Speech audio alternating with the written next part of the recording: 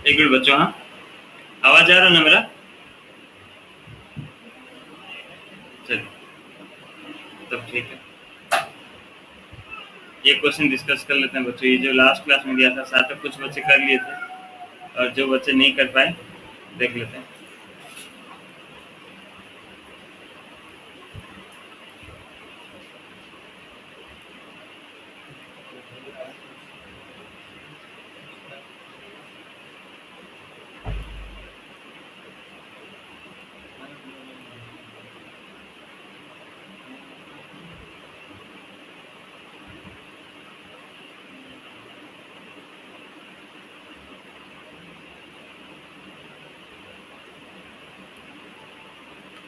चलिए क्वेश्चन पढ़ लेते हैं बच्चों, पहले क्वेश्चन डिस्कस कर लेते हैं जो प्रीवियस क्लास में पढ़े थे। जैसे मैं बोला था बाकी बच्चों को बोल दिया हूँ कि आज कोई नया टॉपिक नहीं पढ़ाऊंगा, ठीक है ना। ऐसे इसी टॉपिक को कंटिन्यू करेंगे। ये तो मैं सोच रहा था आज नया टॉपिक स्टार्ट कर दूँगा, इंक्रीजिंग डिक्रीजिंग, इसी को स्टार्ट कंटिन्यू करते हैं आज। देखिए क्वेश्चन जैसे बोला है बच्चों, water is dripping out from a conical funnel at a uniform rate of 4 centimetre cube per second. तो ये जो फर्स्ट लाइन पढ़े बच्चों, इससे आपको क्या समझ में आया कि the water is dripping out from a conical funnel at a uniform rate of 4 centimetre cube per second means उसका वॉल्यूम क्या हो रहा है बच्चों, चेंज हो रहा है या ना बच्चों? हेलो, देखिए कैसे पता चला कि वॉल्यूम, हाँ कैसे पता चला कि वॉल्यूम चेंज हो रहा है? वॉल्यूम चेंज हो रहा पता चला मुझको क्योंकि भाई जो यूनिट है वो सेंटीमीटर क्यूब पर सेकंड है, तो समझ में आ जा रहा है क्यूब है मतलब वॉल्यूम। अच्छा, प्रो गेमर जोन कौन सा है भाई? ये अपना अविनाश है क्या? हेलो अविनाश, ठीक है। तो tiny hole at the vertex, ठीक है, नीचे गड्ढा है वहां से पानी गिर रहा है। चलिए, when the slant height of the water is 3 centimetre, बोला स्लैंट हाइट 3 सेंटीमीटर है, find the rate of decrease of its slant height. बच्चों क्वेश्चन में हमें किसका डिक्रीज का निकालना, स्लैंट हाइट के ऊपर बोला है, ठीक है ना। क्वेश्चन बार बार घूम रहा है स्लैंट हाइट के ऊपर, मतलब सारा डाटा आपको स्लैंट हाइट पर रखना पड़ेगा, ठीक है। और आपको डिफरेंशिएट भी करना है, क्या देखिए रेट ऑफ किसका निकालना है बच्चों, rate of decrease of slant height, मतलब आपको dl बाई dt निकालना है अगर l में स्लैंट हाइट लेता हूँ तो। और फिर water cone given the vertical angle of the funnel is 120 degree, पूरा देखिए यहाँ पे पूरा वर्टिकल एंगल 120 डिग्री दिया बच्चों। वर्टिकल एंगल 120 मतलब ये कितना होगा, ये एंगल हमारा कितना बनेगा 60 डिग्री, और ये एंगल कितना बनेगा 60 डिग्री। बात क्लियर बच्चों, समझ में आया बच्चों? अब यहाँ पे हेलो भाई, समझ में आया कि नहीं किसी को? चलिए अब देखिए यहाँ पे तो हमें कहीं भी क्वेश्चन में बोला नहीं कि पानी पूरा भरा हुआ है, तो भरा नहीं है तो आधा होगा। तो मान लीजिए पानी यहाँ तक है, सपोज सपोज हमारा पानी कहाँ तक है बच्चों, पानी हमारा यहीं तक है। चलिए पानी यहाँ तक भरा हुआ है, और यहाँ तक जो भरा हुआ है बच्चों, तो इसका रेडियस सपोज हम इसका नाम रिंग कर लेते हैं। पहले डायग्राम बना लीजिए बच्चों। वर्टिकल एंगल को भी डिनोट करते हैं, भी। ये हो गया आपका ए डैश, ये हो गया बी डैश, ये पॉइंट को ओ डैश ले जाते हैं, ठीक है। ये पॉइंट हो गया ए, ये हो गया ओ, और ये हो गया बी। तो देखिए बच्चों हमें क्या दिया था क्वेश्चन में, the rate of the change of volume दिया था बच्चों, डिक्रीजिंग बोला था ना। तो वाटर इज ड्रिपिंग आउट मतलब वॉल्यूम क्या हो रहा है बच्चों, डिक्रीज हो रहा है कि इंक्रीज हो रहा है बच्चों? यहाँ पे क्वेश्चन में आपको क्या समझ में आ रहा है कि वॉल्यूम डिक्रीज हो रहा है कि इंक्रीज हो रहा है, आपको क्या लग रहा है बच्चों? डिक्रीज हो रहा है, ठीक है। उसको ध्यान पर रखिएगा कि वॉल्यूम डिक्रीज हो रहा है क्योंकि the water is dripping out, पानी गिर रहा है ना। पानी गिर रहा है तो वॉल्यूम जो है डिक्रीज हो रहा है। चलिए ठीक है, अब आगे कंटिन्यू करते हैं। तो सोल्यूशन देखते हैं। देखिए बच्चों वॉल्यूम अगर हमको दिया है, the rate of change of volume is, the volume is decreasing at a rate of -4 centimetre cube per second दिया था। तो वॉल्यूम का हमें पता होना चाहिए बच्चों। वॉल्यूम, वॉल्यूम ऑफ कौन का फॉर्मूला क्या होता है बच्चों, कौन का वॉल्यूम का फॉर्मूला क्या होता है, कोई बताया मुझको वॉल्यूम ऑफ कौन क्या होता है? 1/3 पाई आर स्क्वायर, ऐसे ही होता है ना बच्चों, 1/3 पाई आर स्क्वायर ऐसे ही होता है ना बच्चों। हेलो, जहाँ पे ये आपका हो जाता है स्लैंट हाइट, एल लिख रहा हूँ, ये हो जाता है स्लैंट हाइट, ये हो जाता है रेडियस, और ये हो जाता है हाइट। क्योंकि देखिए ध्यान से बच्चों हमें क्या निकालना था, हमें क्वेश्चन में बोला था कि निकालो भाई क्या, कि रेट किस रेट में स्लैंट हाइट डिक्रीज हो रहा है। Good evening, good evening Ritish. किस हाइट में स्लैंट हाइट डिक्रीज हो रहा है, तो आपको स्लैंट हाइट में सारा डाटा रखना है। स्लैंट हाइट में डाटा रखना मतलब रेडियस को भी स्लैंट हाइट में लाइए और हाइट को भी स्लैंट हाइट में रखिए, क्योंकि यहाँ पे क्वेश्चन में हमें कुछ रेडियस और हाइट का कुछ डाटा दिया नहीं। तो रेडियस को कैसे बनाएंगे, देखिए थोड़ा ध्यान से देखिए।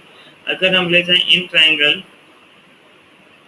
भी ए डैश ओ लेते हैं, सपोज भी ए डैश ओ डैश, ठीक है, ध्यान से देखिए, आप डायग्राम देख रहे हैं बच्चों, भी ए डैश ओ डैश को अगर मैं ट्राइंगल लूं, मुझे रेडियस और हाइट दोनों को रखना स्लैंट हाइट में, मतलब एल में रखना है बच्चों। एंगल मुझे पता है 60 डिग्री, तो अगर मैं साइन 60 लिख दूं बच्चों, साइन 60 क्या होता है बच्चों, साइन थीटा क्या होता है बताइए, तो साइन थीटा क्या होता है बच्चों, साइन थीटा क्या होता है, परपेंडिकुलर बाय हाइपोटेन्यूज। तो इस ट्रायंगल के लिए परपेंडिकुलर क्या हो जा रहा है, आर हो जा रहा है, और हाइट कौन सा, और हाइपोटेन्यूज कौन सा हो रहा है बच्चों, एल हो रहा है। ठीक लिख रहा हूँ कि गलती लिख रहा हूँ, थोड़ा देख के बताइए। Sine theta equals to perpendicular by hypotenuse, और परपेंडिकुलर की जगह पे मैं लिख दिया आर, और हाइपोटेन्यूज की जगह पे लिख दिया एल, ठीक है। हाँ रितीश, खाली माइनस लगा दो चलेगा, नहीं लगाओगे तो भी चलेगा, लिख देना डिक्रीजिंग, इतना लिख देना। तो बच्चों theta, sine theta is equal to perpendicular by hypotenuse, perpendicular R हो गया, हाइपोटेन्यूज एल हो गया। अब साइन 60 का वैल्यू कितना है बच्चों, साइन 60 का वैल्यू कितना होता है, कोई बताए मुझको, साइन 60 का वैल्यू √3/2, चलिए तो √3, चलिए √3/2 equals to R by L. मुझको सारा डाटा एल का इन टर्म्स ऑफ आर का सारा मुझे एल में रखना, तो आर का वैल्यू कितना मिल गया मुझको, √3/2 एल मिला, ठीक है, यहाँ तक सही है बच्चों। सिमिलरली अब मुझे क्या निकालना था, रेडियस मिल गया, अब मुझे हाइट निकालना था। तो इन ट्रायंगल भी ओ डैश ए या भी ए डैश ओ डैश जो लिखे आप, cos थीटा अगर मैं ले जाऊं, cos 60 ले जाऊं, तो cos 60 क्या होता है बच्चों, बेस बाय हाइपोटेन्यूज। तो इस ट्रायंगल के लिए बेस कौन सा आ जाएगा बच्चों, जो भी ओ डैश ए के लिए बेस कौन सा होगा, थोड़ा देख के बताइए कि बेस कौन सा आपको लग रहा है कि यहाँ से ये साइड बेस होगा, बेस कौन सा होगा बच्चों,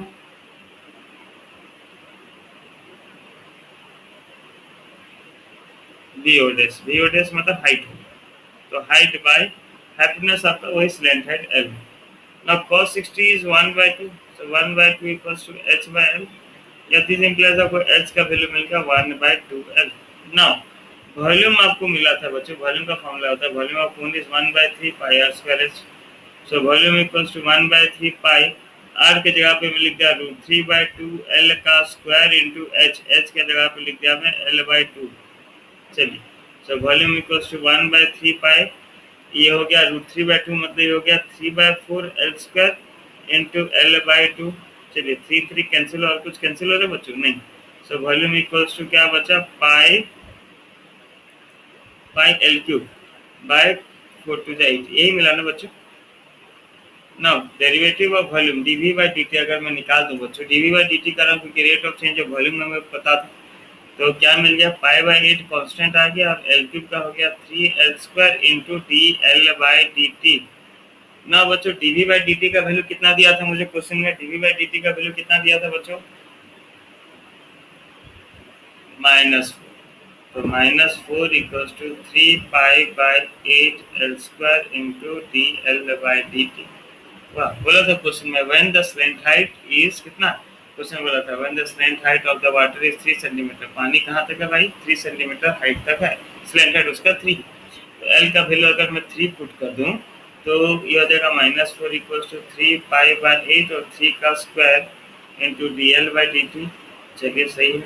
सो dl/dt मुझे निकालना था, rate of change of slant height, क्या हो जाएगा, -4 इंटू 8 बाय, नीचे आ गया 3 बाय 3 का स्क्वायर 9, कुछ कैंसिल नहीं हो रहा मेरे हिसाब से, so dl/dt equals to -32/27 pi centimetre per second, ये होगा आंसर। देखिए ये 27 लिखा हूँ बच्चों, अगर आपको कंफ्यूजन लग रहा है ठीक से लग रहा है, 27 सेंटीमीटर पर सेकंड पर देख लीजिए बच्चों, अच्छा से एक बार क्वेश्चन देख लीजिए, और समझ में आया कि नहीं देख लीजिए, नहीं समझ में आया तो बताइए।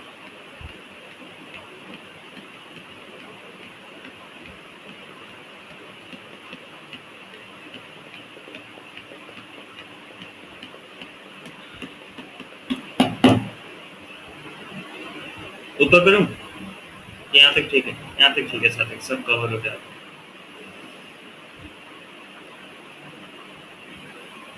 बच्चों नंबर समझ में आया सबको,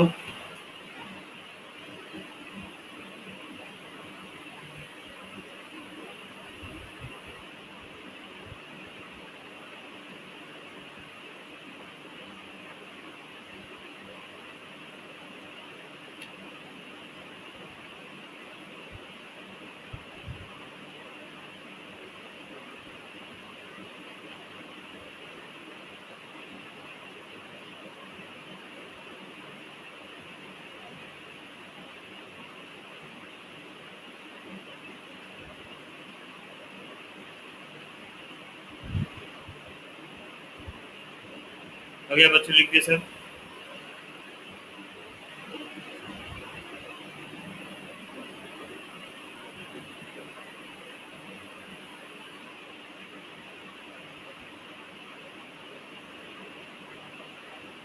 चलो नेक्स्ट देखते हैं बच्चों क्वेश्चन। सेम टाइप का क्वेश्चन है, एक बार आप ट्राई कीजिए, होना चाहिए, नहीं हुआ तो फिर मैं करूँगा। ठीक है, क्वेश्चन लिखते हैं। Water is running, water is running into a conical vessel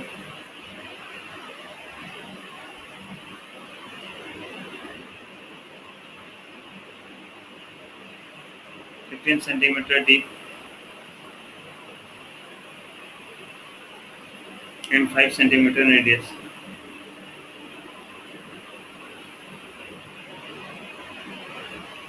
At the rate of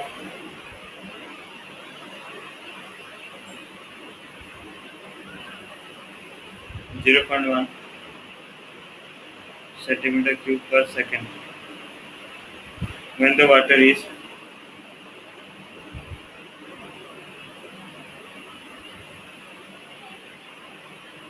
6 centimeter deep, find at at what rate is between the water level rising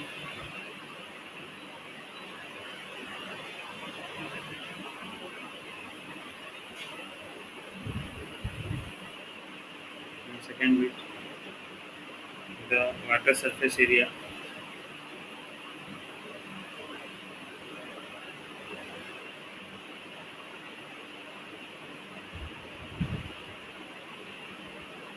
increasing.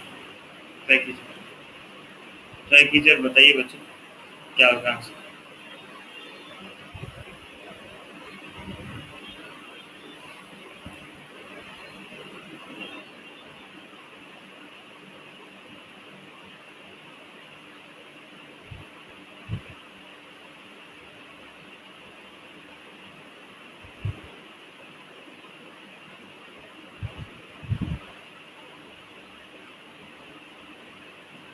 Try कर रहे हैं बच्चों?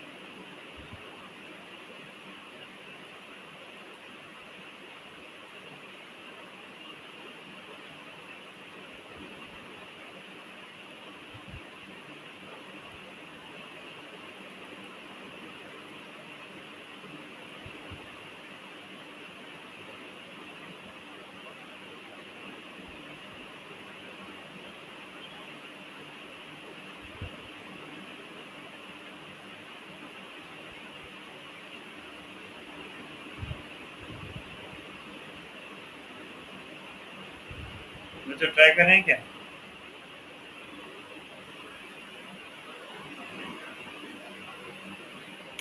ठीक। हाइट का rate का change है 1/40 का, बढ़िया। और आकाश, वाह, चलो। और किसका हुआ? रितीश, देखो हुआ कि नहीं बताओ। चलो बढ़िया, बाकी सब बच्चे फटाफट कीजिए, फटाफट कीजिए। सेम बच्चों उसी टाइप का पूरा कॉपी करना है, ठीक है ना। यहाँ पे सेमी वर्टिकल एंगल अल्फा ले जाइए और इन टर्म्स ऑफ अल्फा निकाल लीजिएगा, हो जाएगा ना। हम्म,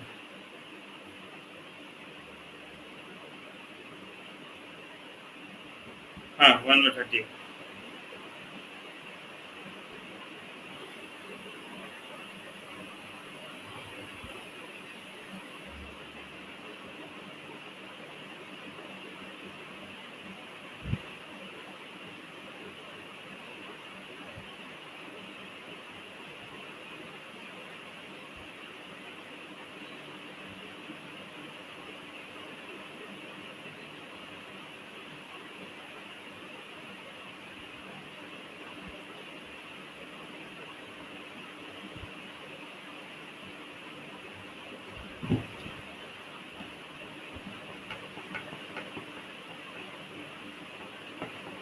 किसका नहीं हुआ तो बताओ बच्चों, मैं कर दूंगा। किसका नहीं हुआ तो बताइए, किसका नहीं हुआ तो।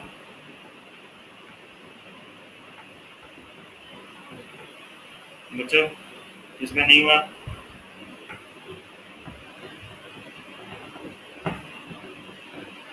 सबका हो गया?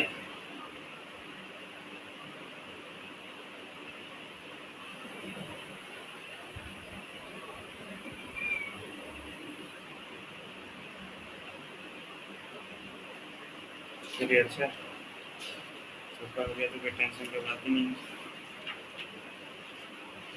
कर बोलो।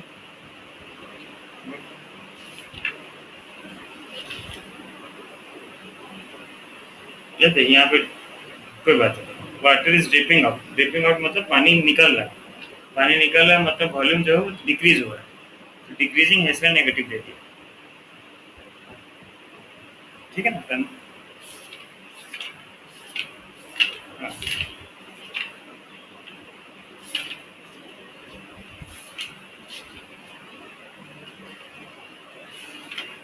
इस टाइप का वॉल्यूम वाला नंबर थोड़ा कर लीजिएगा बच्चों। जितना नंबर आप करेंगे उतना अच्छा थोड़ा कर लीजिएगा, ठीक है ना।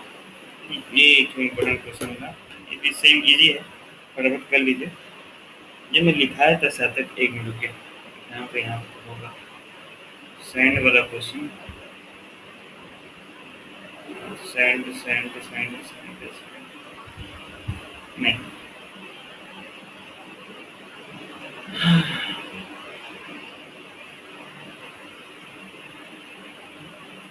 ये क्वेश्चन आप लिखे बच्चों, एनसीईआरटी एंड सीबीएसई बोर्ड में आ चुका है, ठीक है ना। क्वेश्चन इंपॉर्टेंट लग रहा है, कर लीजिए, ज़्यादा कुछ नहीं है। इजी, ये नंबर मैं कर ही दूंगा सबके लिए, लेकिन आप पहले ट्राई कीजिए। Sand is flooring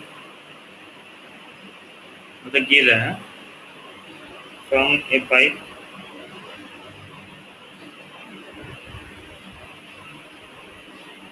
at a rate of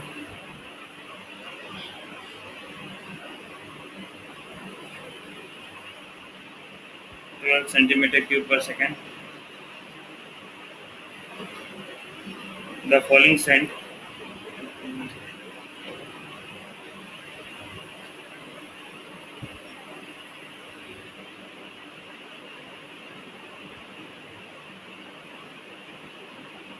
forms a cone on the ground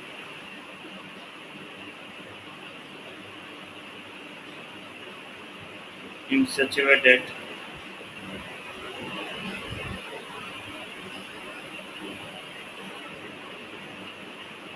the height of the cone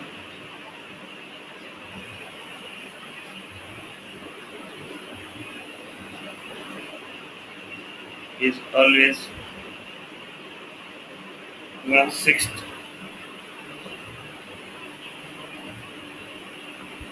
of the radius.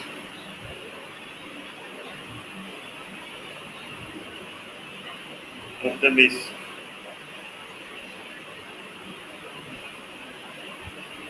How fast is the height of the sand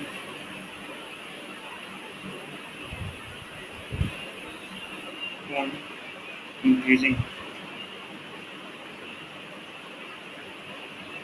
when the height is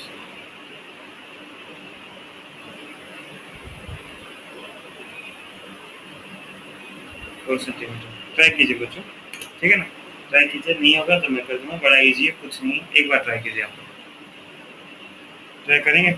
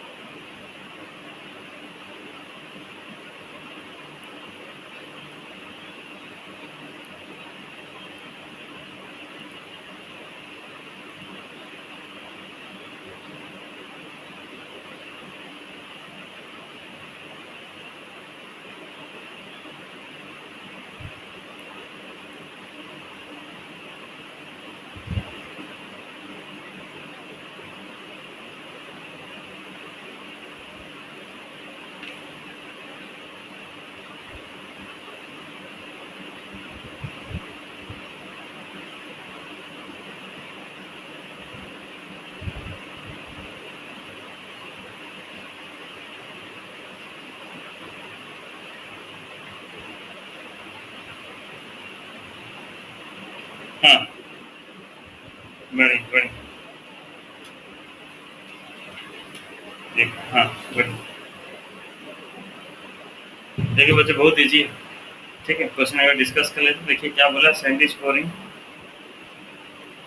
pouring from a pipe at a rate of 12 centimetre cube per second. मतलब जो pipe से जो sand गिर रहा है वो इस rate में गिर रहा है। इस रेट में गिर रहा है मतलब क्या है, इसका वॉल्यूम चेंज हो रहा है बच्चों, ठीक है ना? वॉल्यूम चेंज हो रहा है। कैसे पता चला बच्चों वॉल्यूम ही चेंज हो रहा है? क्योंकि सेंटीमीटर क्यूब पर सेकंड दिया, वहां से मैं जान गया कि वॉल्यूम जो है बच्चों वो चेंज हो रहा है। कितना? 12 सेंटीमीटर क्यूब पर सेकंड का रेट में चेंज हो रहा है। आगे, the falling sand of A cone is on the ground in such A way that the height of the cone is always 1/6 of the radius. बोला height जो है वो हमेशा 1/6 है किसका? रेडियस का। मतलब अगर रेडियस का बात करूं तो कितना है? 6h। रेडियस है जो 6 टाइम्स ऑफ हाइट, ठीक है ना? बोला how fast is the height. देखिए क्वेश्चन में हाइट में बोला how fast is the height of the sand is increasing, तो हमें हाइट में रखना डाटा।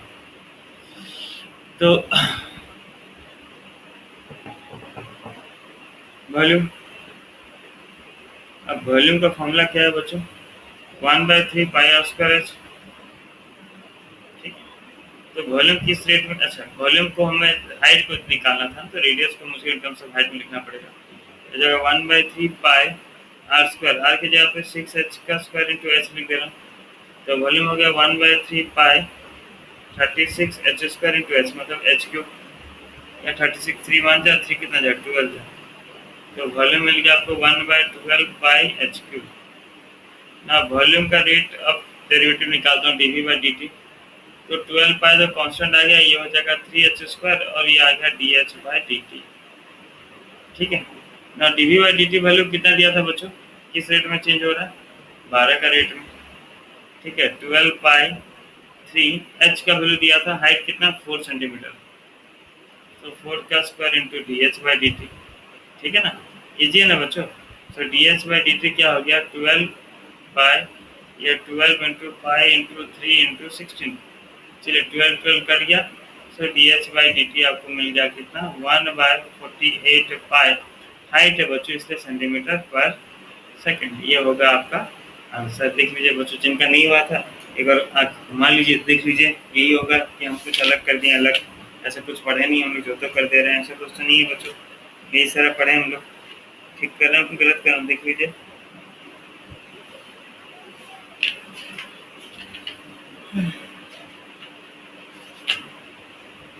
हालांकि पिछले बार ये सब कोर्स से कट गया था। अब जिनका अभी तक एग्जाम नहीं हुआ है, पता नहीं होगा या नहीं होगा, उन सबका एक कोर्स से कट गया था, तो वो लोग ये सब नहीं जानते हैं।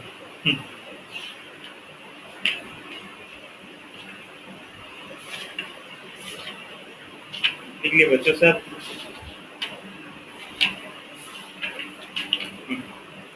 मुझे पढ़ाना था, मैथ तो नहीं है, तो टेंजेंट मानो थोड़ा प्रैक्टिस कर लेते हैं बच्चों। नेक्स्ट क्लास, कल का क्लास में मैं इंक्रीजिंग डिक्रीजिंग स्टार्ट करूँगा, तो बढ़िया से होगा, ठीक है। आज थोड़ा इसी चैप्टर को घुमाते हैं बार बार, एक दो नंबर और प्रैक्टिस करते हैं, है ना।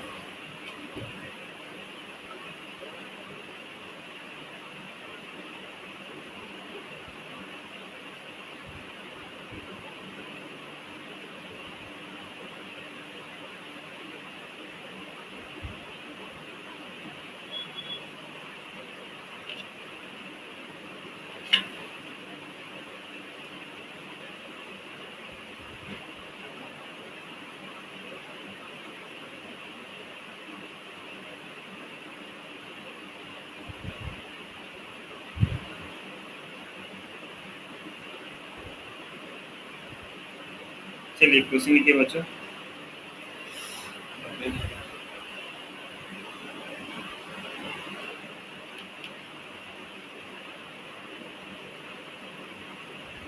Prove that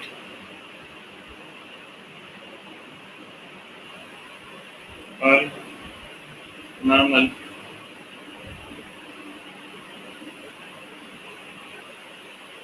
normals to the curve x equals to a cos t, ये लिखा हूँ बच्चों, plus a t sin t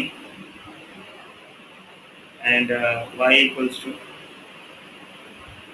a sin t minus a t cos t are at a distance a from the origin। Try कीजिए तो बच्चों एक बार अच्छे से ट्राई कीजिए, एक बार हो रहा है क्या देख लीजिए, नहीं हुआ तो मैं करूँगा, एक बार अच्छे से ट्राई कीजिए।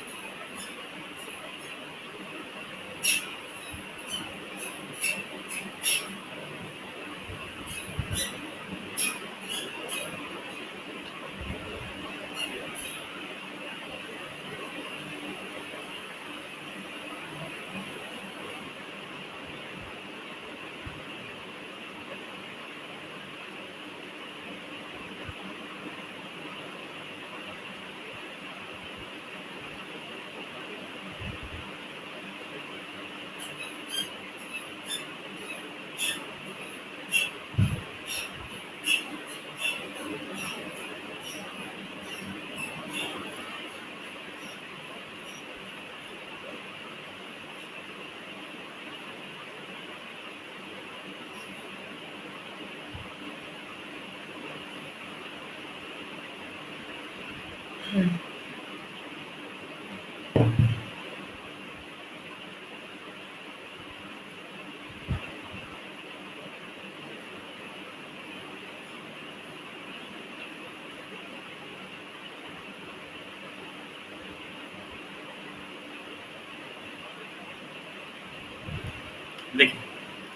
तो इक्वेशन ऑफ नॉर्मल निकालना बच्चों, इस पॉइंट पर ये पॉइंट पे, ठीक है ना। तो नॉर्मल का इक्वेशन निकालना मतलब मुझको पता होना चाहिए D Y by D X, तब मैं निकाल पाऊंगा इक्वेशन नॉर्मल। इक्वेशन नॉर्मल का आपको फॉर्मूला याद होगा बच्चों, X minus sorry Y minus Y one. Equation याद है तो बच्चों, Y minus Y one equals to minus one by D Y by D x into x minus x one होता था। तो सबसे पहला काम है D Y by D X तो निकाल लेते हैं, 3 मार्क का होगा तो कम से कम 1 डेढ़ मार्क तो मिलेगा। चलिए, तो d Y by D x निकालना स्टार्ट करते हैं बच्चों। वाई कर्व हमें दिया था कितना, a sine t minus a t cos t, ठीक है ना। तो ये हो जाएगा d Y by d t, a constant से बाहर आ गया बच्चों, साइन का डेरिवेटिव हो गया कॉस टी, ए कॉन्स्टेंट बाहर आ गया बच्चों, टी कॉस टी में मुझको फॉर्मूला लगाना पड़ा यू इंटू वी का। तो डेरिवेटिव यू, यू का डेरिवेटिव मतलब टी, टी का डेरिवेटिव हो गया 1, तो क्या बचा cos T plus U into derivative of V, तो टी इंटू डेरिवेटिव वी मतलब कॉस टी का डेरिवेटिव हो गया माइनस साइन टी, तो ये हो जाएगा माइनस साइन टी, ठीक है ना। तो स्वयं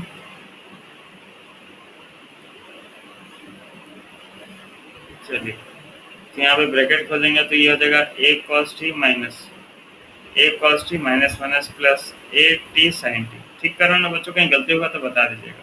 ए कॉस टी कैंसिल हो गया तो मुझे मिल गया ए टी साइन टी। उस तरह बच्चों एक्स दिया था मुझको a cos T plus a t sine t, again इसका डेरिवेटिव निकालता हूँ d x by d t में। ए कॉन्स्टेंट था बच्चों, कॉस टी का डेरिवेटिव हो गया माइनस साइन टी, चलिए यहाँ पे छोड़ दिया, प्लस ए कांस्टेंट आ गया बाहर, टी साइन टी में वही derivative of U into V, तो टी का डेरिवेटिव 1 हो गया तो बचा sine T plus T into derivative of sine T हो गया कॉस टी। ब्रैकेट खोल दिया तो ये हो गया minus a sine T plus a sine T plus a t cos t, ये कैंसिल हो गया बच्चों। तो d x by d t का वैल्यू मिल गया मुझे ए टी कॉस टी, ठीक है बच्चों। So therefore d Y by D x, चलिए so d Y by D x हो गया आपका a t sine T by a t sine T by a t cos t, ये cancel out हो गया बच्चों, तो मुझे मिल गया sine T by cos T. मैं 10 जानबूझ के नहीं लिख रहा हूँ, बताऊंगा आपको क्यों लिखा। अब इसका वैल्यू मुझे पुट करना था एट पॉइंट एक्स वन और वाई वन, एक्स वाई है ही नहीं तो मुझको पुट करके कोई फायदा नहीं, तो नहीं पुट कर रहा हूँ, ठीक है ना। सो इक्वेशन ऑफ नॉर्मल, अब इक्वेशन निकालते हैं बच्चों, क्या है y minus Y one equals to minus one by D Y by D x into x minus x one. So y minus Y one point यही हो जाएगा बच्चों, हाँ ये होगा हमारे, वेरी गुड। तो y का वैल्यू कितना है बच्चों, a sin t minus a t cos t equals to minus one by D Y by D x. बच्चों डायरेक्ट लिख दूँ, ये ऊपर चले गया minus cos t by sine T हो गया, चलेगा बच्चों, डायरेक्ट लिख दिया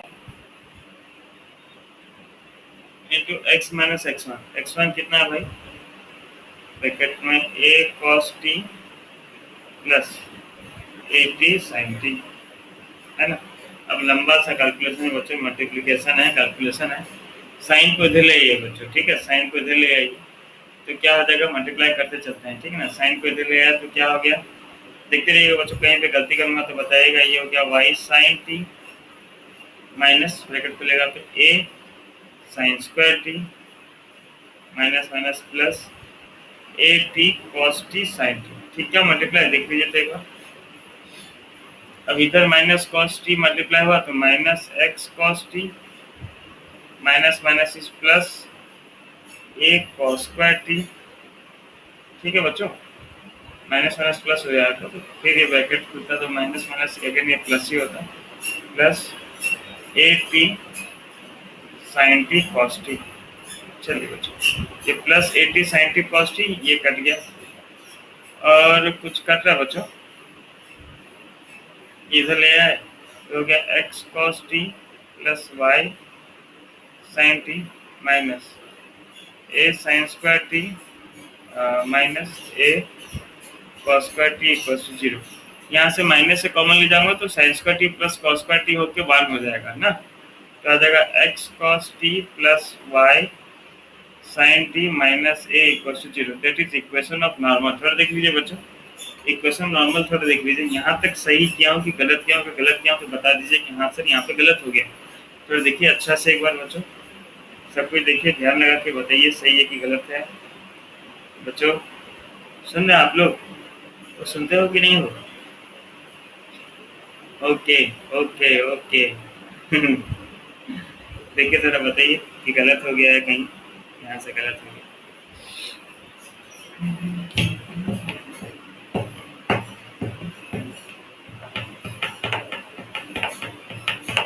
अब आगे यहाँ तक सही किया बच्चों, ठीक है। अब आगे क्वेश्चन हम कंटिन्यू करते हैं। आगे क्वेश्चन क्या बोला था कि prove that all the normals to the curve इतना is at a distance a from the origin. मतलब बेसिकली आपको बोला है कि नॉर्मल का अगर आप डिस्टेंस निकालें ओरिजिन से तो कितना आना चाहिए।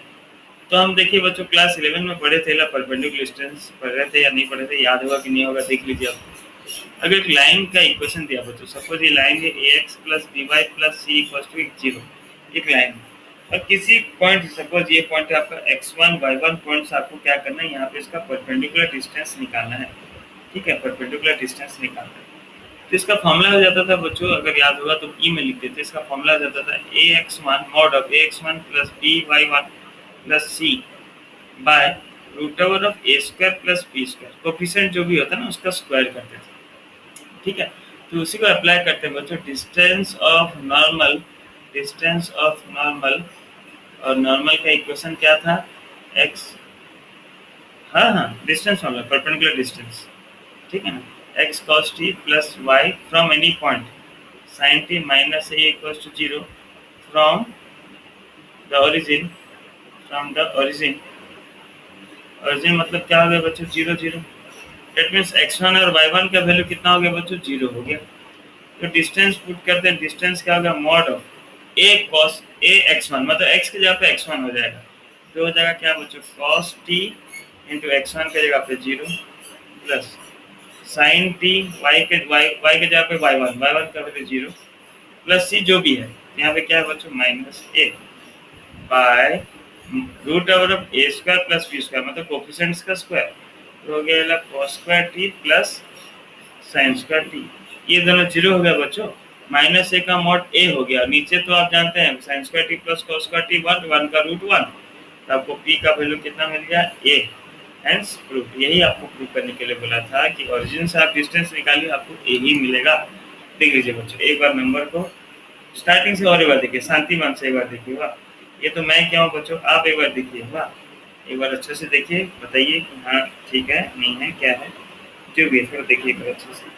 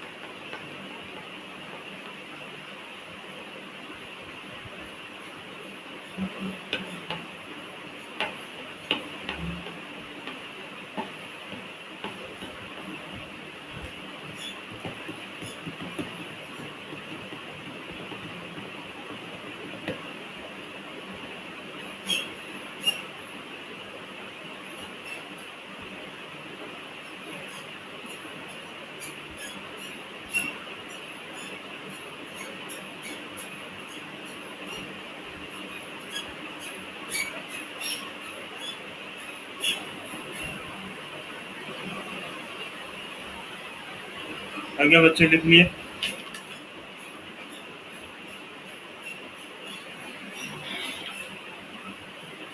बच्चों चलिए बढ़िया।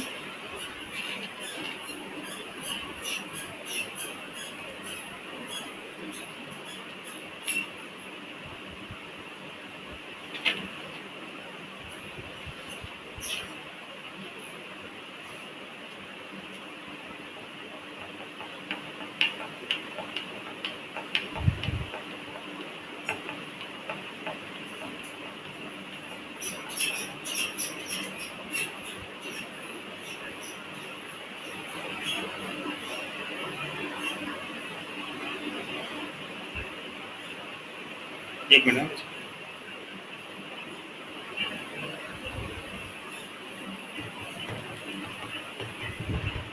चलिए क्वेश्चन लिखते हैं।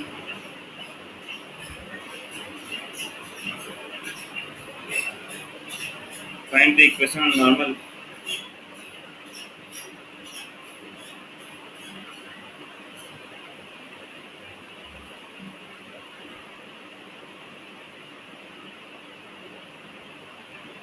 the curve y equals to 1 plus x to the power y plus sin inverse of sin square x at x equals to 0। Try कीजिए।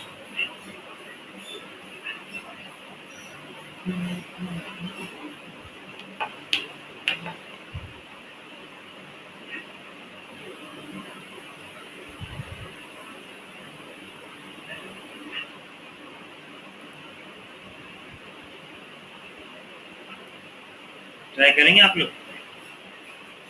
बच्चों? हाँ हाँ हाँ, लॉग ले